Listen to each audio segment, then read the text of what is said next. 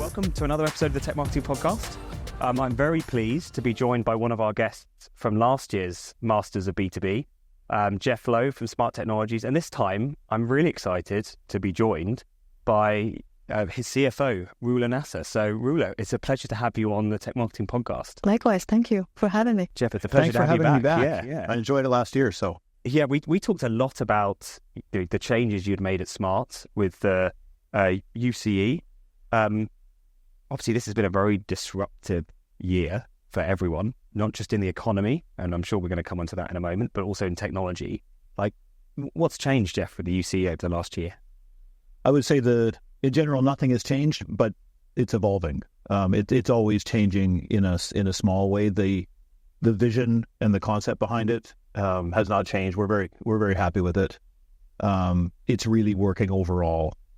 And the concept of not having any silos and having marketing, sales, and customer adoption and support all together in pods is something that we still fully believe in. Now, having said that, we're never done, and we're never really satisfied, and it's far, far from perfect. We're always learning. So the vision and concept hasn't changed, but we're tuning. So one of the things we just recently did was we're always trying to simplify it. You know, I always say simple is hard. Even though we have this construct and there's no silos, you know, we're a channel organization. And so we get into these discussions on who's the customer. It's a pretty simple question. But is the customer the channel? Because they're the ones that are actually buying from us. Or is the customer the end user who's using the smart boards? And in a lot of ways, it's semantics because they both are. But when you have that multi-tiered way of going to market, you do have some confusion on who talks to the channel and who talks to the end user. And do you have I'm the channel rep and I'm the end user rep. And so we've recently simplified around that to say we're all representing smart technologies and we should be fluid. If we're talking in the morning to one of our channel partners or distribution and going to a big school district in the afternoon. So that's not really about marketing sales silos. That's more about going to market in a multi-tiered channel environment. I mean, actually, it's a really interesting point because I see we do a lot of channel marketing together. And one question that comes up very frequently is where does channel report into? Like sometimes it reports into sales, sometimes it reports into marketing, sometimes it's its own thing. Whilst, of course, you've broken down those silos anyway. So if you were to put it in one bucket, look, where does it sit as part of the UCE model? In sales. Now we don't say sales anymore, but in the team that helps customers buy is what we call it. But that's where we see it fitting. But the other thing I'd say on how it's going is we just a couple of weeks ago got our company engagement results back. Yep. Which is put on by Mercer Sirota, and I think most people are familiar with engagement. Overall score of how engaged your employee base is. And the UCE overall for the global team ranked at 91, which is a best-in-class, like top 5% employers from around the world. So we're very proud of that because it just shows that people are really engaged. They see growth. They're driven. They have a sense of career path. They have a sense of purpose. And it's just a real testimony to how the team is feeling about their role. And of course, if you're going to do great things with customers, it has to start within having a really great culture. Yeah. And so we're achieving that, which I'm really proud of. And it helps to validate the model, really. Yes.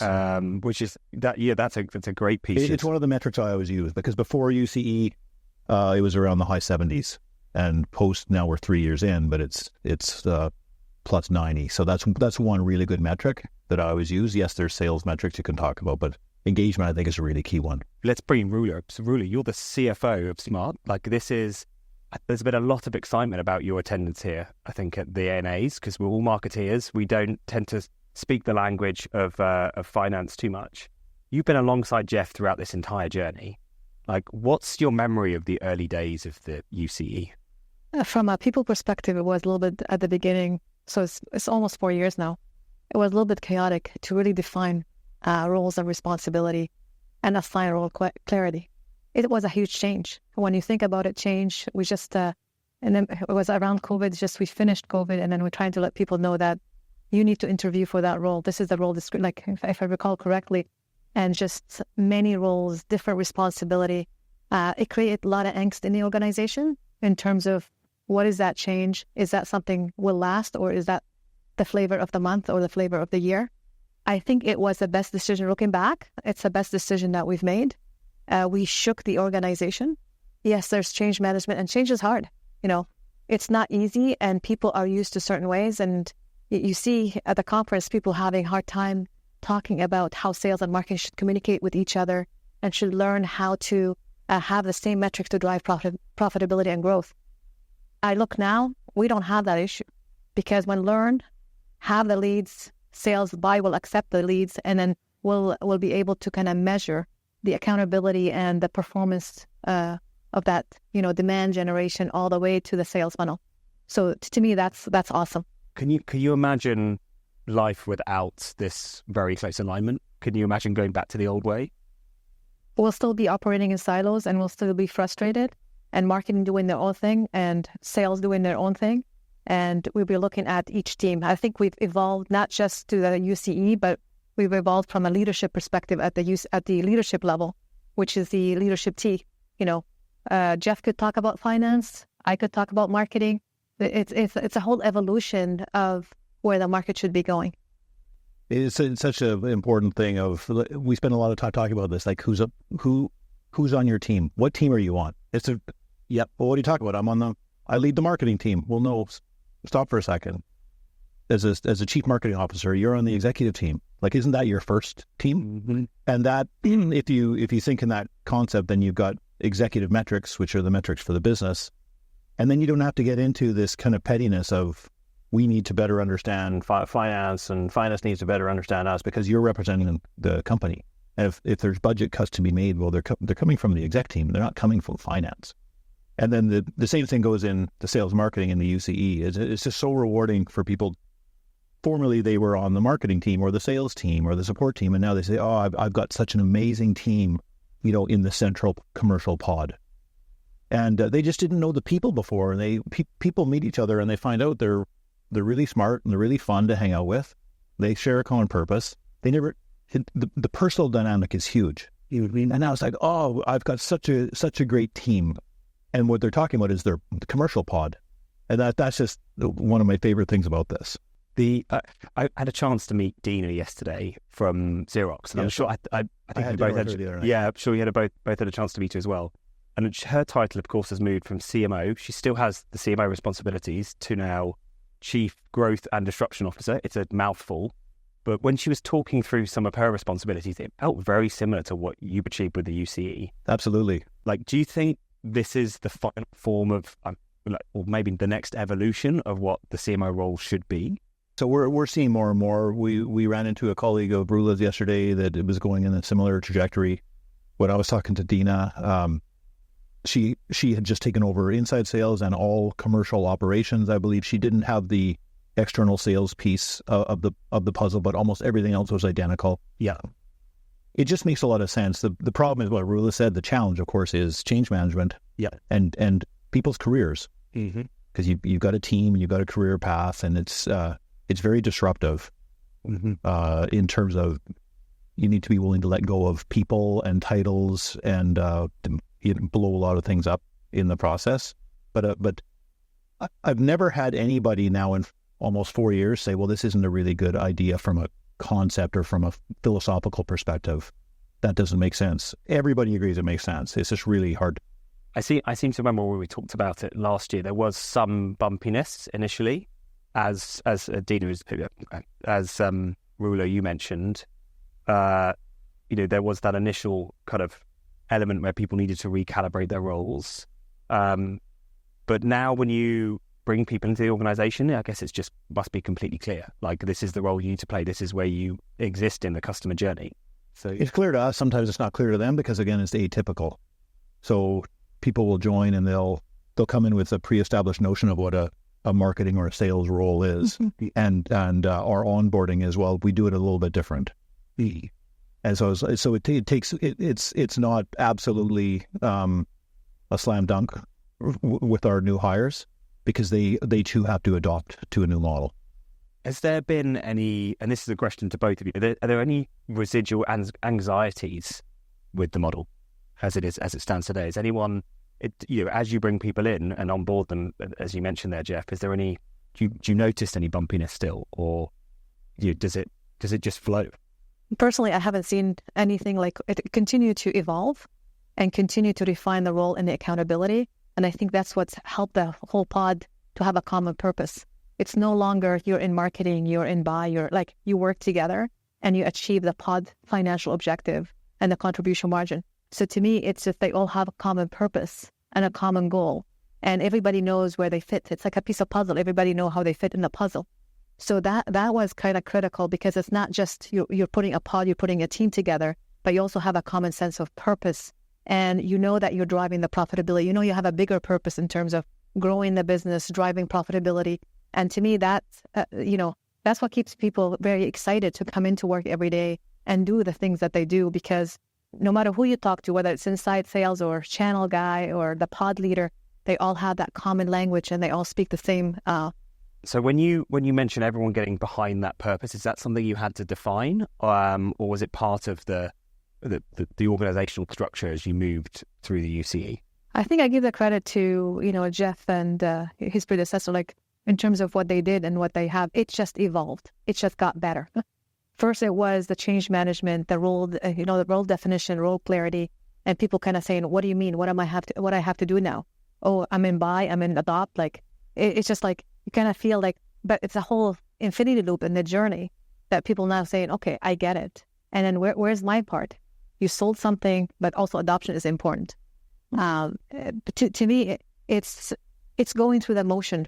Anything when you first introduce it, it's fear. You don't really know what you're getting yourself into. But the team had seen success, and I think that's what drove that engagement, the higher engagement from an employee perspective, as well as the commitment. We talk about performance and results. This is like the high performance culture that we have at Smart.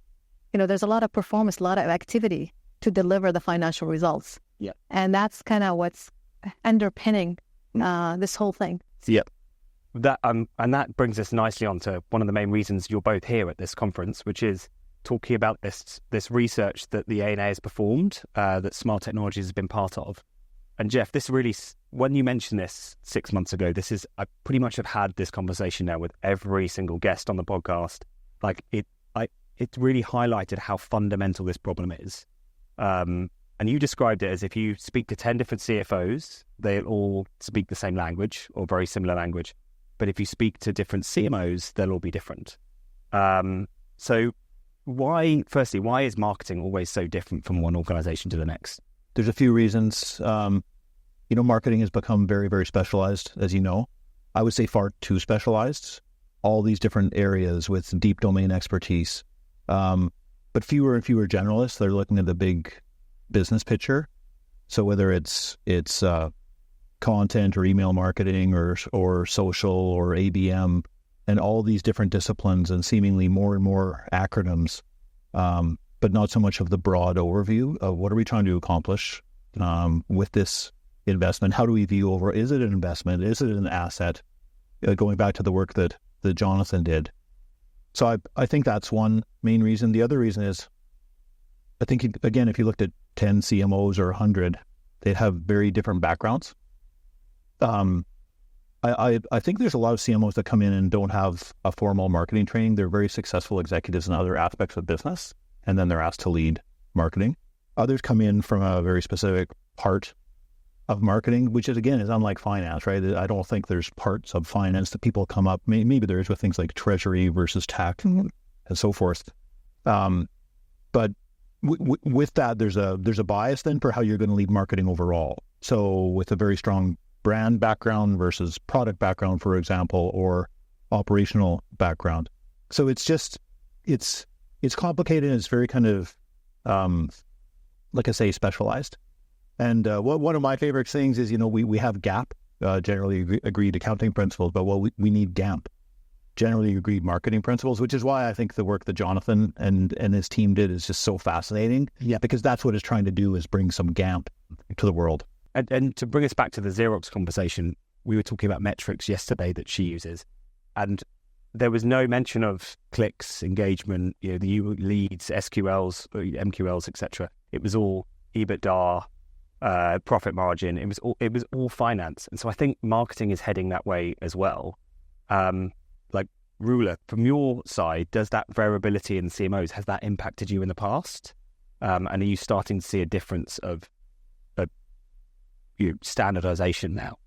I think the marketing, to Jeff's point, has evolved as well from being a generalist, from being kind of the brand, the purpose, kind of the overarching and kind of very specific to product marketing, to the evolution of clicks and website. Like there's definitely a lot of jargon being thrown out there for people just to kind of keep up.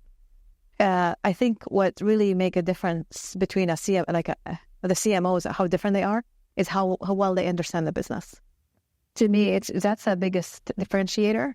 Everybody will speak the language of marketing or the finance, but how well do you understand the business and how the business makes money, and then how can you contribute to that value? That would probably be the differentiator for any member on the exec team. Again, that came out front and center in quite a few of the conversations this week has been, you need to make sure you understand how the business makes money as the CMO. And I think we quite often sit in a silo in marketing and expect the rest of the business to understand us. The great quote of seek first to understand, then be understood, comes out here. And I think we're being guilty of kind of expecting the rest of the business to shift around us. It has to be mutual. It just doesn't have to be one way. I think the finance organization needs to also reach out to see what's going on. Not every metric that the UCE track is something that we track on a financial basis, because there's very specific metrics from conversion, like different things that they want to watch and keep because it drives the funnel down to the sales. But there are two Uber metrics that we talk about, and that's what we measure on a regular basis, and just to kind of keep it simple. Because the organization, we don't want to bombard the organization with too many metrics, and these metrics will have a correlation to financial and growth for the company. Could I ask what the two Uber metrics are that you report on? The SAL and the SOV. They're as simple as that. Everyone knows exactly what those two mean. We talk about sales accepted lead. Like we could like the UCE have different metrics which tie back to the sales accepted lead. The share of voice is where the learn organization, and then that's what we drive the market share. Market share is one of the one of the important metric for the organization is we need to grow market share and we need to be relevant in the market space. So this is how it ties back to SMART as a whole. The SOV one, I think you and I talked a little bit about this before, is really interesting as a really a measure of brand. But we don't talk about brand. As I say, we don't say the B word. It's just so misunderstood, not just with finance, just with in general. But when instead of calling it a brand, you call it out of market demand generation for the 95%. Mm-hmm. Because we're big followers of the 95-5 rule. Say, well, there's out of market demand gen and there's in market demand gen, and the way to measure out of market demand gen is with SOV, and the way to measure in market demand gen is with SAL. So when you have a conversation with a CFO or a CEO or a sales executive and say, what percentage do you think we should be spending on demand gen for our customers who are out of market versus in market? That's very different from saying, do you think we should spend our money on brand or demand gen? Because 100% of people will say demand gen. Mm-hmm. But when you say what percentage, is it 50-50? Is it 30-70? Now you're having a real great dialogue and saying, by the way, look at this linear relationship between SOV and SOM, market share. So that framing is why we've kind of landed on those two Uber metrics. So we have 7 commercial pods in the UCE, mm-hmm. and when they're doing the reporting, they report on every step in the buyer journey. Mm-hmm. But the two for pre-sales, for what the artist formerly knows as marketing, mm-hmm. are those two metrics. The thing, and this is something that's come up a lot, and we talk about a lot across marketing, is what is the split between brand and demand? We've seen 2 different models actually here. One being very much that out of market demand gen sits before in market demand gen, which is one very linear way of looking at it. And the other is that brand piece should be a thread that sits through everything. Like using your model, is it a linear funnel or is it a thread? It's more a thread. It's more a thread. And how do you balance the budget then between those two? We have a conversation as a dedicated percentage of in market versus out market. that's one thing. But then we always try to infuse the emotion of the brand into everything that we do, because even in the in-market, and yes, it's more of a pragmatic conversation on product differentiation and so forth, but still our purpose is a differentiator, and our people are a differentiator. So we always try to mix them in, even though when the budget, if you went and it had to be allocated in one place, it's more in-market. We do allocate more to in-market demand gen, and we're accountable for, if not monthly, weekly results to our stakeholders. So that's why. But within them, there's always that thread of our brand. Mm-hmm. And actually, a couple of people have referenced your definition of demand and brand a few times, which I think, when's the book coming out on it, really, Jeff? Because I think it is something. It's a fantastic way of describing an element that's so divisive in marketing, and trying to condense it down to something we all understand and then can put budget behind. Like, Roula, how has that helped in some of the decision making when it comes to deciding how much budget to give marketing? Has changing some of this language made it easier, or made it a lot more difficult? It didn't make it easier or difficult. I think where Jeff is, he controlled the whole budget, right? He controlled the UCE budget. So he has the leeway in terms of, obviously he has a channel, the sales. So he has a leeway. Obviously he has a set amount of requirement or budget amount that he has for marketing. And he will make the decision. He's a subject matter expert. He'll make the decision where he needs to spend it, because he knows the overarching goal of the organization. I don't think we dictate to you how much you need to spend on in market or out of market. No. But what I've been exposed to, and I've been, kind of privileged to kind of have access to, is that 95.5 as we're growing into other verticals, into other businesses, where, my first tendency is if I'm asked, do you want to spend in, demand gen? 100%. Let's go through 100%. I have no issue, when we are going through growth initiatives to say, yeah, we need a demand gen and in market, because that's where we're going to see results. Remember, we think about immediate results, but the study of a 95.5 is well, you need to influence the brand. You need to influence where we're going. So these people, you could kind of call that pull strategy to bring them into your brand, whether from that vertical. So is that something that, again, it was a blind spot. Is that something that we should be looking at? So if Jeff comes in and he said, I need this, then it becomes like a conversation. I get it. Where can we find together the money to fund the brand initiative? Well, for example, we talk about this on a daily basis, and right now we're at a very, very exciting inflection point at Smart Technologies right now, and we're growing and investing in new products, new verticals, new markets. So this is where Jonathan's model comes in really handy, and it's not a what's your one golf club you're going to use, because it's our strategy for going to market in the Northeast United States is very different from, hey, we're entering India. So, and Latin America, for example, to take two geographies that we're entering into. So what is your golf club, or what is your marketing approach in different situations is a different club. And then so again, how much should we be spending on out of market demand gen versus in market? I think to go into a brand new market and start leading with features and functions and talking about how amazing our smart boards are, probably not the best approach. So those are going to be more skewed towards who are we? What do we believe in? Yeah. What and trying to find affiliation with people that share the purpose that we have, that we can have a conversation on how we try to fulfill that purpose by what we actually do and sell and build. Let's dive into the research that Jonathan presented at the ANA conference yesterday. He breaks down businesses into 6 different types. And then, as you mentioned, you have 6 different clubs that you can use to get the ball in the hole. And I love that analogy, because the idea is the CFO, your goal is to get it into the hole in the lowest number of strokes. No, hole in one. Yeah, hole in one if you can. Fine. In one stroke, fine. If you can do it in one go, then even better. But from what you've mentioned there, what we're saying is you need different clubs for different geos or different products. It's not just one business is one club.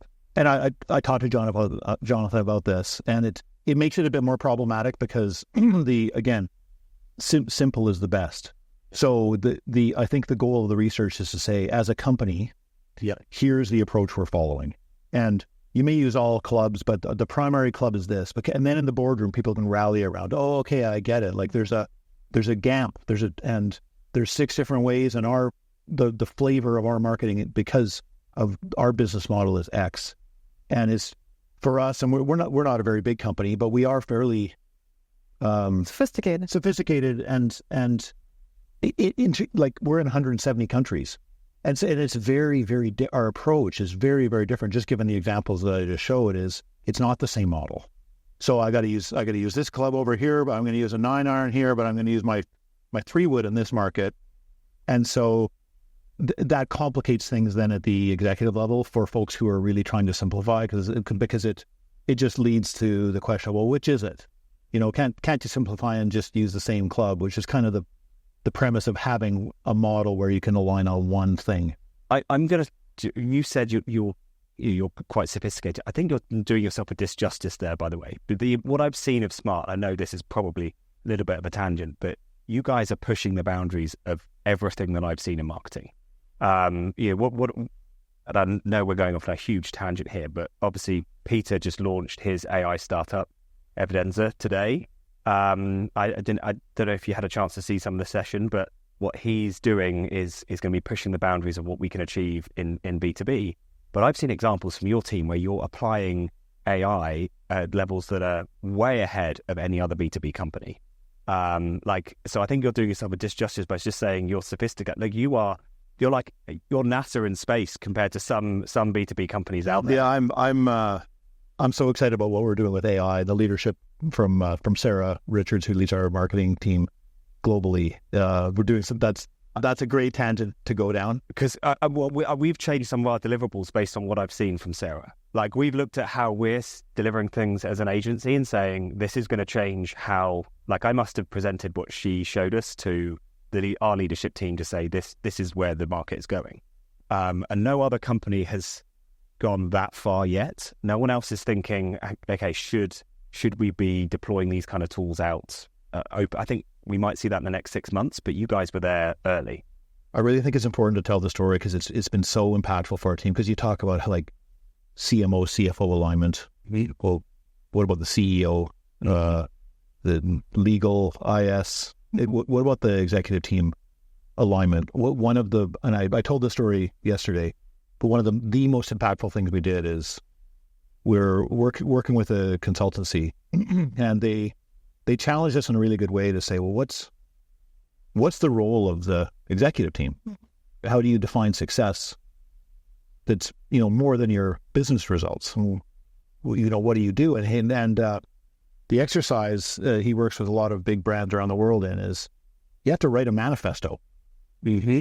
And so I called it Jerry Maguire paper because he showed us some examples, and it's like a 20-page Word document. Mm-hmm. And it's, who is this company? Why would anybody care?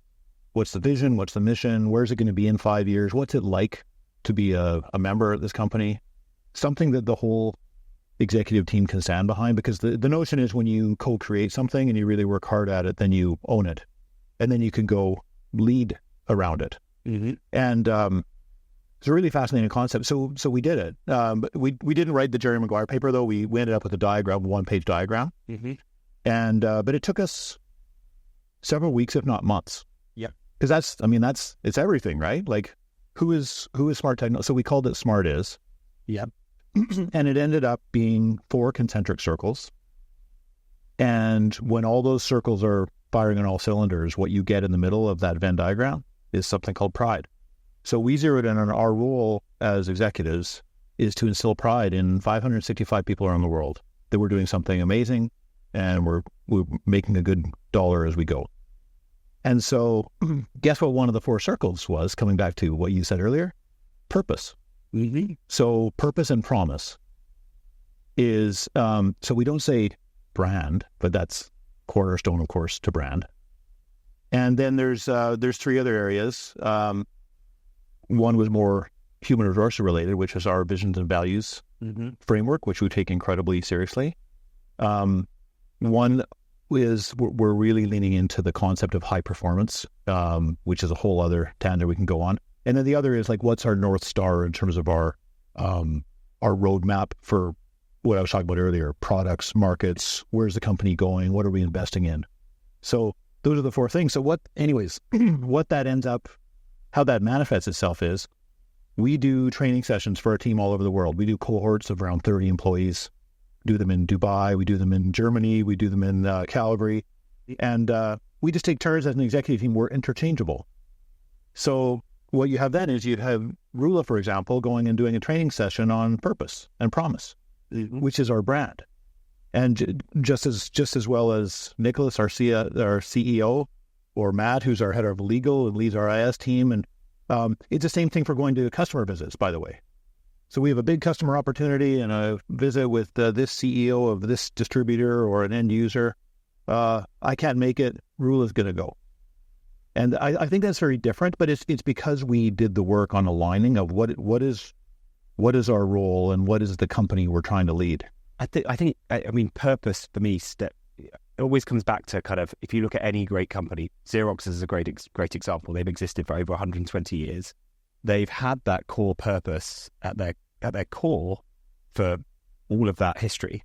And I think, essentially what you're creating there, Jeff, is the legacy that will then, hopefully continue on past all of our tenures. And, when Smart Technologies is making holograms that go into classrooms instead of whiteboards, that purpose is hopefully still going to be part of it. No, for sure. And it also, it's the purpose on this diagram I'm talking about is the one that goes around the other three. Because, for example, when we envision our product roadmap or where we're going to invest, what's the filter for that? Well, the filter is our purpose. So how are we paying off? And our promise. So how is that paying off against our purpose of inspiring greatness in learners and our promise of making connections that matter through technology with human beings? That's our purpose and our promise. So where we're going to invest has to pay off against that, which is an amazing thing to have that solidarity across the leadership team to adhere to that. It makes me think, I mean, you talked about it being a 20-page document and getting it down to one. Like there's a great, I think it's a Mark Twain quote, but I may be misquoting him here. Like, I didn't have time to write you a short letter, so I wrote you a long one. Like, it takes time to get to that one page. Like, one question I've got for you as the CFO, like investing that amount of leadership time, which is an very expensive activity, to be writing something that feels probably, I'm going to say, like fluffy and undefined. Like, was there ever an argument that you needed to do this? Like, was there ever a point where you looked at it and said, is this going to generate the value it needs? Or how did everyone get aligned that this purpose was required? I think part of it is we were so focused on, companies going through some financial difficulties, with the acquisitions. And so we were really focused on short-term profitability. And we were kind of, what's going on this month, what's going on this quarter, that we didn't really see the forest from the trees. And finally, when we were able to turn the corner, and then we were profitable 3 years in a row, and we're that inflection point that we need to change and then provide a view of what do we stand for? We're not just chasing, short-term results. We're here for the company to last for many, many years. We've been in business for 30 years. We had some financial trouble. We've overcome these troubles, and we had the best year ever this year. And kind of, what do we need to do to continue and empower the team? Because, our greatest asset is the team. And it's that sense of purpose is like, how do we instill pride? Because we were kind of like a little bit taken back. Well, yeah, we did this. This is what's happening. We're always looking at that, negative aspect of what we could have done better. And the consultant came in and he said, you should be very proud of what you've done. You should be looking at beyond in terms of how you want to empower, how you want to instill that sense of pride in the organization.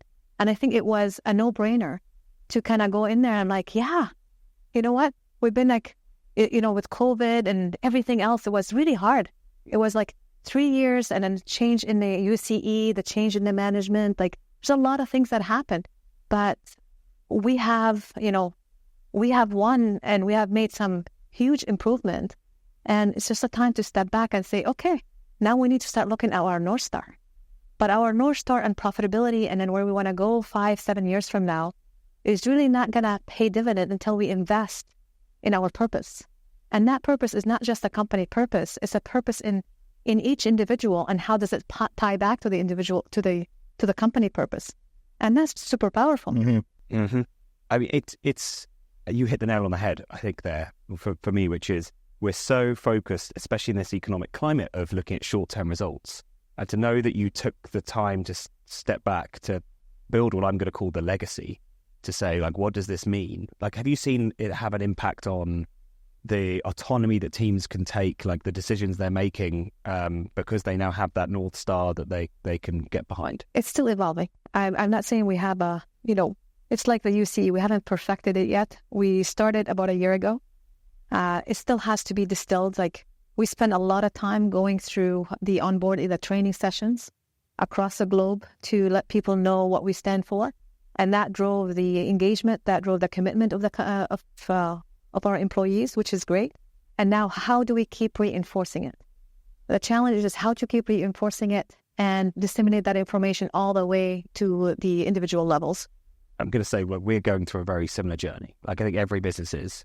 Like, one challenge that I think any business going through that kind of change in definition is going to be, they feel like it has to be perfect. But you mentioned it's still evolving. Like, when did you know you had something that you could share? Like, is there any practical advice you could give on when you were like, this is ready?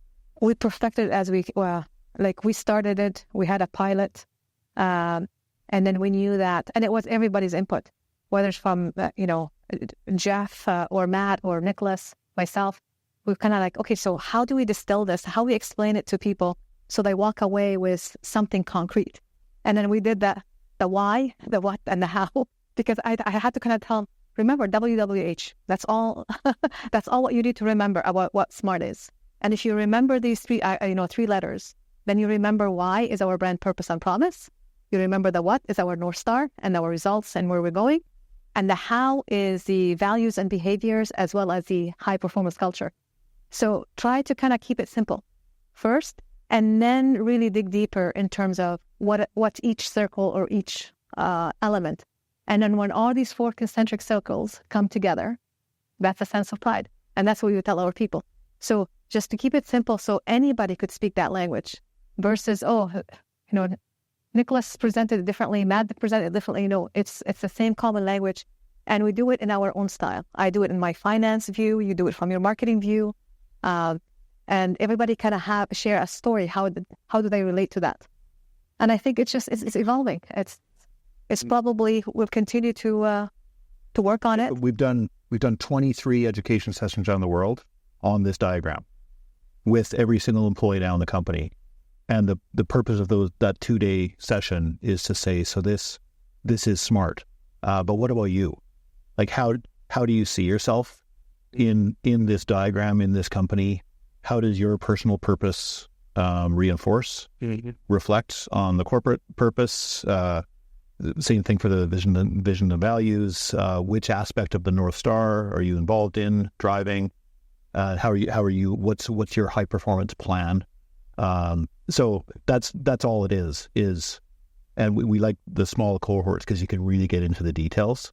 And so it's a major investment we made that's, I think, really, really highly rated by our team to get everybody aligned on where we're going as a company. And we don't say, hey, everybody needs to understand the brand, right? Or come on, this new HR policy is really important. But in effect, there's that's sprinkled in there. Mm-hmm. But it's how it's framed. This is the company that we're all in, and we're doing something really special here, and everybody's a part of it, and people can really see that. Mm-hmm. It's an incredibly inspiring story, I think. And from my perspective as well, if you look at any high performing organization, like I'm going to use Salesforce as an example, right? They have pretty much touched every other tech company at some point. Everyone's used Salesforce. But if you look at their internal processes, they've done the same thing. They've got V2 mums, as they call them, which is their visions, values, metrics. I'm trying to remember what the O&Ms mean. But essentially, you've built your own smart version that everyone can get behind. Like, do you find people are now creating their own personal objectives against those concentric circles? And they're using the same language Has it gone as far as talking about brand again? Has it gone as far as going outside the organization? Has it gone as far as make its way into channel partners or? Oh, absolutely. And what impact have you seen as you've started talking about this externally? The more that we build these kind of internal artifacts, they kind of start as internal, but I find myself now using them with customers because it shows the human side. It shows what we care about. It shows what things like values and behaviors, like this is where we're coming from as people. And it's I think it's really welcomed by customers, and it's different. And different is really important in business. And it's like, before we start this meeting, I just want to let you know like where I'm coming from and what I believe in. And these are the values and behaviors I'm going to be trying to exhibit during this meeting, because we have a framework at Smart that we really believe in. It's like, oh, that's fascinating. And then they'll be picking things off the chart as well, saying, hey, I would like to now demonstrate one of, this other value or part of your purpose. And this is what I think the connections are that matter the most to me. And it's been really positive. So time and again, I'm bringing it up with our channel customers and with our end users as well. I wasn't expecting the conversation to go in this direction, but this is incredible. It's incredible. I like what we all often bring us back to metrics for a second. Now, we've talked about share of voice and SQLs and these very big metrics that go on wonderful slides to the exec team. But what's really powerful at the moment are some of those human stories. So, do each of you have a memory of, we've talked a lot about purpose here, where someone's come to you with just a compelling story that stood out. Something, I'll give you an example with AI. Like, it's very difficult for us to measure the impact it's having on productivity. But when you have one person come to you and say, I've just saved like 4 days of time and it's completely changed how I can prioritize, it shows you're moving in the right direction. So what's your memory of that one moment that stood out for you? I mean, one of the most profound ones from last year was from a ministry in Spain, Castilla-La Mancha, near Madrid, and we were at a big technology show in Barcelona. Where that ministry said, "Oh, Smart is near me. I'm going to come and I need a meeting." So this is very rare, right? When you have a very senior level member of the ministry come to see you. So he came and sat down with me and some other members of our team and said, you're doing a fantastic job with the schools in our region. In fact, we're in about 5,000 schools with our Smart hardware and software deployed. He said, "You're a fantastic partner. This is great. Here's the thing, though. What about our seniors? Because he's the minister not just of education but of social welfare. So he has the entire gamut from students all the way through to seniors." And so we said, "Well, what about your seniors?" And he said, "Well, I think what you do in terms of, again, going back to our purpose and our promise, connecting people together, making environments more collaborative, getting people engaged is really the business we're in. And I think you could really help with our seniors. So we should do a pilot." So here's our customer trying to convince us that we should do a pilot in 200 senior homes in Spain. So of course we did. And then there was a major press conference to announce this. And the press conference was presided by the president of the region. So there I am with the president of the region announcing our intent to digitize senior care in a region of Spain. And this wasn't a product you had before. This was the customer came and said it was reimagining and redeploying our product in a different scenario for senior citizens. And so then the minister stood up, and I was listening in on a headset because everything was in Spanish and it was all translated. And I was speaking as well, and people were listening to me and getting translated. But I was listening to his speech, and he said, we're partnering with Smart Technologies because this is not just a technology company. This is not just about smart boards and interactive technology. We're partnering because this is a company with soul. Oh. And I was just like, did I could just get translated correctly? That's the highest compliment I've ever heard in my life. Let's forget about the fact that they came to you and are basically telling you your product roadmap. Yes, which is incredible on its own. But to come there and say this is a company now that led to a global pilot. We expanded about that. That's incredible. Now we expanded into senior care in Australia and of course the United States. And we've got papers on the efficacy of using interactive technology in that particular industry vertical. So all that's great from a business perspective, but it's just a comment of and the other word he said was spirit. This is a company with spirit. This is a company with soul. And that is who Smart is. So that's, just an amazing moment. Yeah. We don't have to say it. Our customers, I think, we operate in a very commoditized market, right? Like any B2B. And our differentiator is the promise that we make to people. We're a connection company. We talk about, yes, technology company, we're a product, we have product, but most importantly, we're a connection company. And what we do is we show our team at a town hall what story or what connection we've made.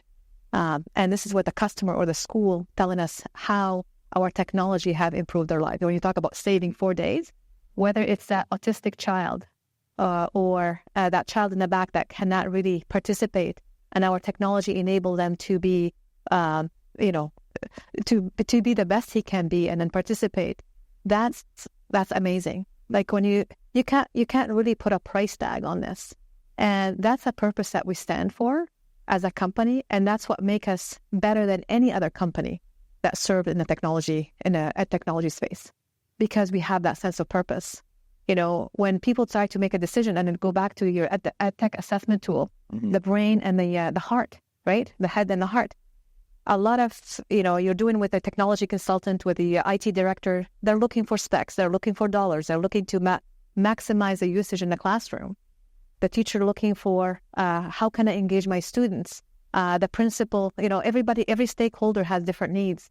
But with our EdTech assessment tool, which you're going to take it to the next level in July, is all about making sure that we provide our customers with a solution that stand above and beyond what the highly commoditized market is doing.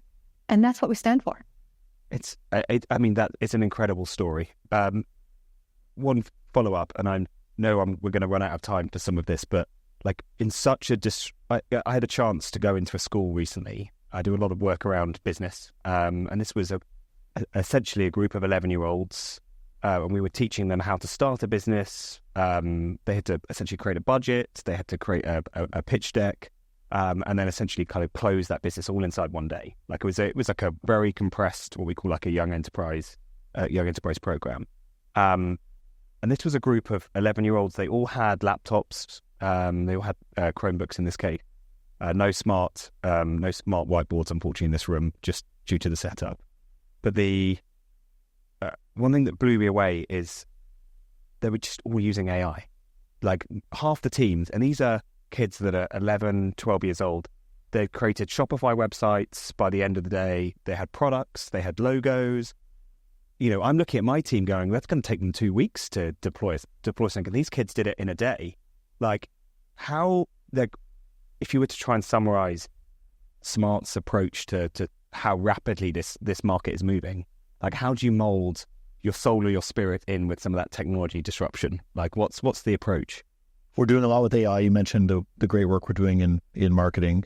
We do have an AI committee. The mantra for our AI committee at Smart is responsible AI. Mm-hmm. And so that's more of a use it internally first. Yep. We have to be incredibly careful with our approach to AI. Obviously, we deal a lot with children. And so the data and privacy aspects of that are mission critical. So while we're doing some really bold things, we're also very cautious when it comes to AI. But one thing that we're just announcing is in our lesson software. So this isn't in the board itself, but in our Lumio software, which gives people a very interactive experience on their personal devices in or outside of a classroom. Mm-hmm. So it's all around time savings again for the teacher. Mm-hmm. And so imagine a teacher being able to say, okay, I'm teaching about the solar system. I need 20 multiple choice questions that are on the core curriculum of what our standards are that we need to teach. In the past, she would have had to do all those on her own. So that's done. And then what our software done is it puts students into groups and it makes things engaging by automatically gamifying that. And so different teams playing against each other and having different, things like monsters hatching out of eggs when they get a question right, or the race cars going around the track.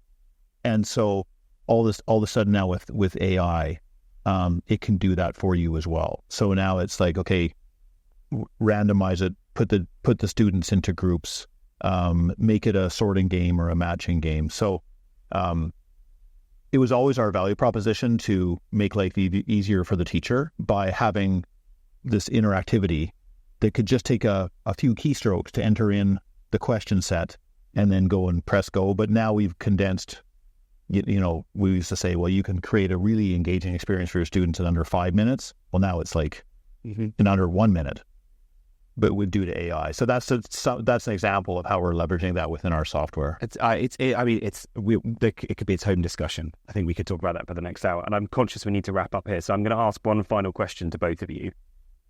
We've explored purpose today. We've explored metrics, how we've talked about some of the research that's been performed here at the ANAs around the different types of business, the different golf clubs you could use. If you were to summarize all of this down into one piece of advice you could give a future CMO in 5 words or less, and Jeff, we did this last year, so I'm intrigued to see how your answer is going to change. Like, what would that advice be? And I'll go to Jeff. I'll go to you first. Take the ing out of marketing. That's my new one I'm going with for this year. And you know what I mean by that is take the ing out of marketing, and what do you have? Market. Mm-hmm. Think about markets, not marketing, and it automatically raises the game to what is our approach as a company to this market, whether it's a vertical, whether it's a geography. It's just a kind of a silly way of saying have a business mindset. Mm-hmm. Roula. I was just going to reiterate what I said yesterday and to echo on Jonathan's study.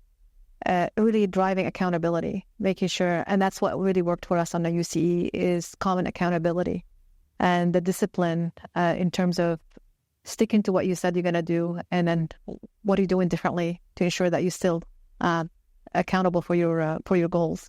And to me, that's an understanding the business. It's kind of the 3 critical elements of kind of departing comments for anyone who's listening to the show. And thank you for having us. No. Thank you for joining me on the Tech Marketing Podcast. Roula, Jeff, it's been a pleasure, and I hope to see you again next year.